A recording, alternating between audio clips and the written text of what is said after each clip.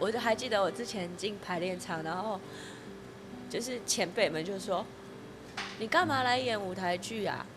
你不是有在拍戏吗？那你就去拍戏就好，你为什么要抢我们的，跟我们抢钱赚？”哦，对，然后就觉得配音有时候也会遇到瓶颈，就是可能声音配的情绪不够好，然后就被否定啊，会被骂啊。他说：“哎呦，这声音不对啦，什么什么的这样。”然后配音也被骂，去剧团还被嫌，然后拍戏也被骂。然后那段时间就会觉得我是不是不适合做这件事情？对。但是你知道，有时候会有一种不甘心，就是我头都洗一半了，我都离开没法了，我都好不容易做到这步了，我还要回去吗？然后我也不敢讲，就是因为我怕我讲了，家人会担心，